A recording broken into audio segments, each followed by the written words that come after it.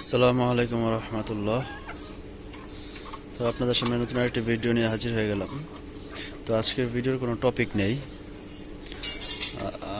Topic ছাড়া video. তাও আর কি কিছু বলি যে অনেক ভাইয়া বলছে কমেন্টসে যে মুরগিগুলোকে খাঁচায় কীভাবে ব্রিডিং করাবো। তো ভাইয়া তাদের জন্য উদ্দেশ্যে বলতেছি যে মনে করেন মোরগ মুরগিকে পুরো আলাদা রাখবেন, ঠিক আছে? পুরো আলাদা রাখবেন যাতে মুরগের প্রতি ইন্টারেস্টটা বেশি থাকে। যখন আপনি মুরগিটা দিবেন তখনই হচ্ছে গিয়ে ও ব্রিড করে ফেলবে, ঠিক আছে? তো দেওয়ার সাথে সাথে ব্রিড হয়ে যাবে, এতটুকু ইনশাল্লাহ আমি বলতে পারি। আর বাচ্চা যদি ঠিকঠাক মতন পেতে চান তাহলে মোরগকে আর মুরগিকে ঠিক মতন ক্যালসিয়াম এবং ভিটামিনের যে সমস্ত কোর্স আছে সেগুলো করাইলে আপনার অনেক ভালো। কারণ হচ্ছে আপনার দেখা গেছে অনেক সময় এগুলোর ঘাটতির কারণে আপনার মুরগিগুলো ঠিকঠাক মতন ডিম পারতে পারে না, মানে ডিম পারলেও আপনার ডিমগুলো জমে না।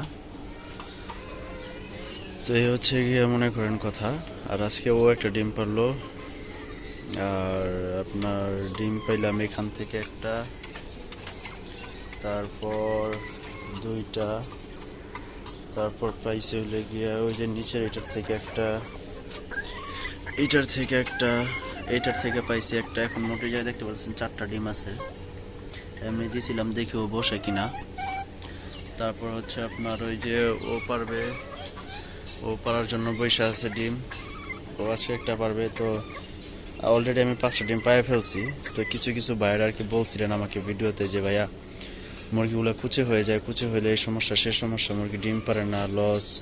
তবে আমি লসের কিছু দেখতেছি না, কারণ হচ্ছে গিয়ে মুরগি আপনার কুচে হবেই। কুচে হলে মনে করেন আপনার যখন আপনার ওরা বাচ্চাগুলো ফুটাবে তখন দেখা গেছে সেই বাচ্চা বিক্রি করে আপনি অনেক টাকা লাভ করতে পারবেন।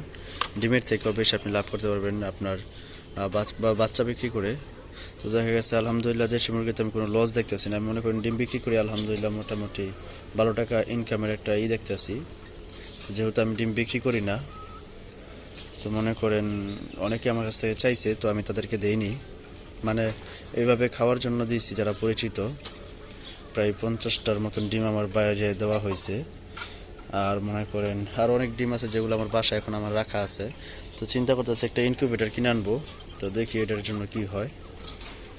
আর মনে করেন এখন মুরগিগুলোকে সকালবেলা খাবার দেওয়া হয়েছে, তো দুপুরবেলা খাবার দেওয়া হয় নাকি ইনশাল্লাহ একটু পরে দিয়ে দিব। আর যারা খাঁচাতে ট্রে ইউজ করেন না তাদেরকে আমি বলতেছি বারবার, একটা ভাই আছে উনি খাঁচাতে ট্রে ইউজ করেন না। তো ভাইয়া অবশ্যই ট্রেটা ইউজ করবেন। না করলে আপনার এই মুরগিটা যখন বাথরুম করবে সেটা এই মুরগির শরীরে গিয়ে পড়বে। যখন এই মুরগির শরীরে গিয়ে পড়বে তখন আপনার দেখা গেছে মুরগিগুলো অসুস্থ বেশি হয় এইভাবেই, ঠিক আছে? আর অবশ্যই এরকম করে নিচে নেট দিতে হবে যাতে মুরগিগুলোর যখন দাঁড়াবে এই শীতের সময় লোহাগুলো অনেক ঠান্ডা হয়ে থাকে, ঠিক আছে? তখন দেখা গেছে মুরগিগুলো এখান থেকে ঠান্ডাটা ওদের বেশি লাগে। আর প্রতিদিনের ট্রে প্রতিদিন পরিষ্কার করবেন। এই দেখেন ট্রে, আলহামদুলিল্লাহ মুরগির কোনো প্রবলেম নাই, ঠিক আছে? আজকে সকালবেলা ট্রে পরিষ্কার হয়েছে। আর আমি প্রত্যেকদিনই মনে করেন ট্রেগুলো দেখি যে মুরগির কোনো প্রবলেম আছে কিনা। আর এই যে খরগোশগুলো এখানে বসে আছে, সারাদিন দুষ্টামি করে। আর আজকে একটা মুরগি ছুটে গেছে, ও এখন বাহিরেই আছে। এই যে দেখেন আমার বাইকের এই পাশ দিয়ে এই যে এই মোরগটা ছুটে গেছে, ছুইটা বাইরে হয়ে গেছে, তো আর কি বাসায় ঘোরাফেরা করতেছে।